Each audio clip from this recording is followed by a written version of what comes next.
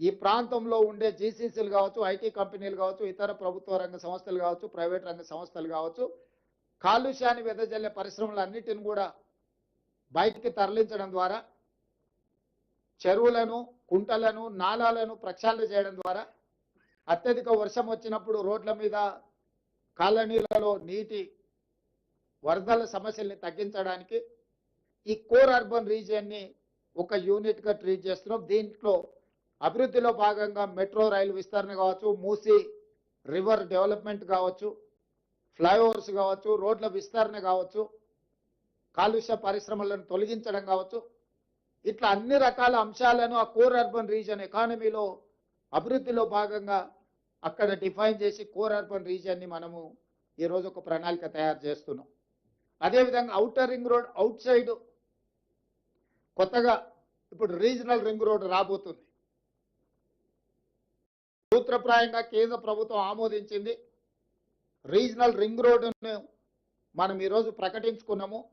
Outer ring road 162 కిలోమీటర్లు ఉంటే నగరం చుట్టూతా ఒక అభివృద్ధి వలయంగా, రీజనల్ రింగ్ రోడ్డు దాదాపుగా ఒక 360 కిలోమీటర్లతోని రెండవ మణిహారాన్ని తెలంగాణకు మనం ఈరోజు తయారు చేసుకుంటున్నాం.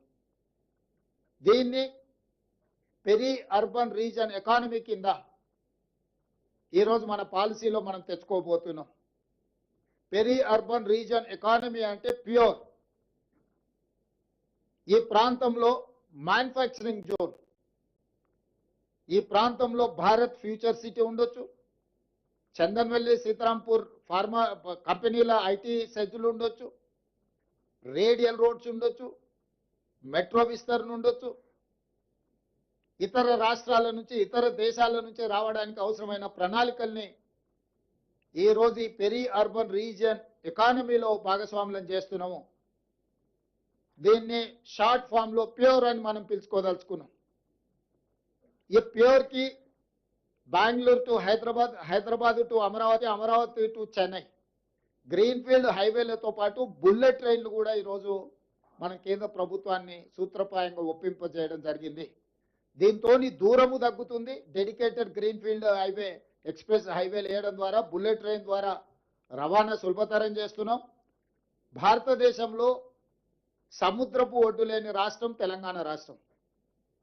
ఒకప్పుడు నిజాం ప్రభుత్వంలో మచిలీపట్నం పోర్టు కూడా మన దగ్గర ఉండేది, నిజాం రాజ్యం ఉన్నప్పుడు.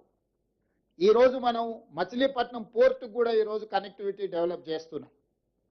తద్వారా ఈ మ్యానుఫ్యాక్చరింగ్ జోన్లో సొంత దేశాలే కాకుండా విదేశాల నుంచి కూడా పెట్టుబడులను ఆకర్షించడం ద్వారా ఈరోజు అభివృద్ధి ప్రణాళికలు సిద్ధం చేస్తున్నాము. ఇవాళ తెలంగాణ రాష్ట్రంలో ఒకే ఒక ఎయిర్పోర్ట్ ఉంది. ఇంకా ఎయిర్పోర్ట్లు రావాల్సిన అవసరం ఉంది. పారిశ్రామికవేత్తలు అడుగుతున్నారు.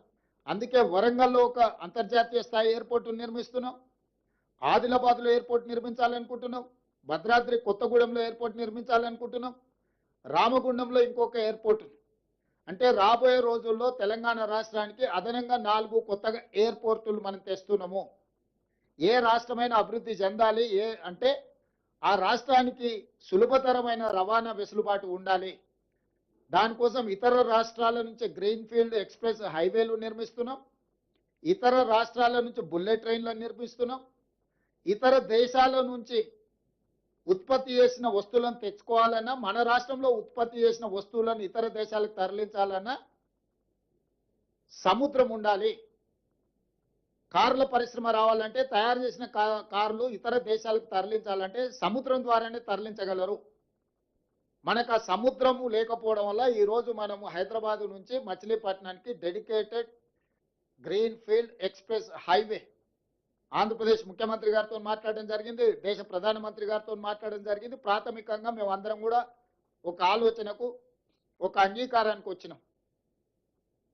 Highway connectivity, port connectivity, airports connectivity ద్వారా ఈ పెరి అర్బన్లో వచ్చే మ్యానుఫ్యాక్చరింగ్ జోన్లో పరిశ్రమలను ఆకర్షించడమే కాకుండా పెట్టుబడులను తీసుకొచ్చి ఈ పెట్టుబడుల ద్వారా, పరిశ్రమల ద్వారా నిరుద్యోగ యువకులకు ఉద్యోగ ఉపాధి అవకాశాలు కల్పించి తెలంగాణ రాష్ట్ర ఆర్థిక వ్యవస్థను ఒక బలమైన వ్యవస్థగా తీర్చిదిద్దడానికి ఈరోజు పెరి అర్బన్ రీజన్ ఎకానమీని మనం ప్రణాళికబద్ధంగా చేసుకున్నాం. ఇక మూడవది regional ring road out side Telangana border. Rural agricultural region economy. అంటే ఏ